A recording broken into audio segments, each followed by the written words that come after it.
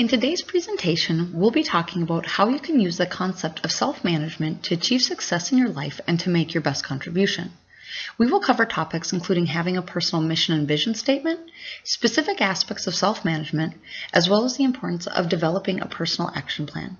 For today's presentation, ideas presented in Managing Oneself by Peter Drucker, The Trust Edge by Dave Horsauger, and The Leadership Experience by Peter Daft have been utilized. For clarification before we proceed, it's important to mention that the interpretation of self-management for this presentation is best reflected in Peter Drucker's statement that success in the knowledge economy comes to those who know themselves, their strengths, their values, and how they best perform. I would like to begin today by asking a question. What contribution would you like to make in life? When all is said and done, when you look back on your life, what specific impact do you want to know you have made? Some of you may have already answered this question, others may have never considered this question, and still others may have an answer in mind that is so deeply personal it has never been shared with another. Take some time to think about this question and then write down your answer. If you don't yet have an answer, purpose to give it thought and then write it down. For me, it's helpful to think of life as a journey on a path. If you know your end destination and have a clear path to follow, it's quite likely that you will reach your end goal. However, if you start walking with no particular endpoint in mind and no clear path ahead, you will undoubtedly spend your time wandering down bunny trails that may take you further and further from where you'd hope to someday go. With this analogy in mind, consider that you must live an intentional, self-managed life if you want to ultimately make your best contribution.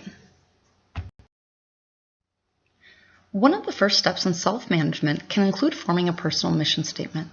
A mission statement can be defined as an individual or organization's core broad purpose and reason for existence.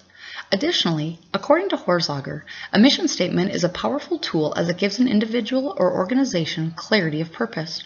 For help with developing a personal mission statement, you can always visit www.thetrustedge.com. Vision, on the other hand, can be defined as an attractive, ideal future that is credible yet not readily attainable. Unlike a mission that is often steadfast, a vision is more fluid and can more easily change to adapt as needed. A clear vision is essential because it inspires, unifies, and gives powerful focus. Furthermore, according to Daft, a vision connects the present to the future, it motivates people and provides them with focus, it provides meaning to one's work, and it provides a standard of excellence and integrity. Without question, having a personal vision statement will help you with the focus needed to stay on the path necessary so that you can make the contribution that you dream of.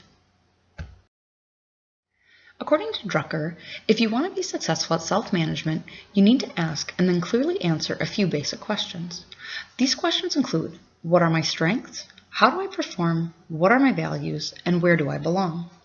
First, one of the essential keys to self-management is knowing your strengths and weaknesses. Drucker explains, we need to know our strengths if we hope to know where we belong.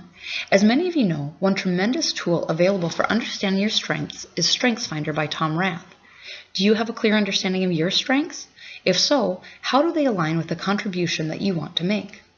Next, in regards to how one performs, Drucker suggests that you need to understand if you are a reader or listener, what your learning style is, if you work well with people, and if so, in what capacity, if you work better under stress or in a structured environment, and if you perform better in a large or small organization. If you cannot answer these questions, again, do the work necessary to find your answers. The payoff will be worth it. Lastly, keep in mind that it is possible that your values may not align with what you do well, but in order to be successful, your values and that of your organization must match. What are your values and do they align with the contribution that you want to make? Do the values of the organization you are currently a part of match your personal values? If not, how is that impacting you and what changes might you need to make? After understanding the keys to self-management and answering the questions for yourself, the next step towards making your greatest contribution involves putting a developmental action plan in place. Drucker suggests that when creating a developmental plan, you should stay within an 18-month time frame. What will your development plan include? Well, each plan may be different. A few suggestions to include, if you have not already done so, are to develop a written mission and vision statement, conduct informational interviews with people who are making contributions similar to the one that you want to make, find someone with the knowledge and skills you are looking to improve upon and ask them to be your mentor, Or lastly, if making your greatest contribution will require you to get out of your comfort zone, take the first step. Finally, before concluding, I would be remiss if I did not mention one final and important point in regards to making your greatest contribution in life. While we can all make the best laid plans, ultimately, as believers in Jesus Christ, we need to continually be seeking God and His plan for us. So, as you use the method of self-management to achieve success, ensure that as you are walking down your path, you are doing so prayerfully, willing to make adjustments as needed. Today we have talked about the importance of self-management for success. We have discussed nailing down what the specific contribution is that you want to make with your life and a roadmap to get there.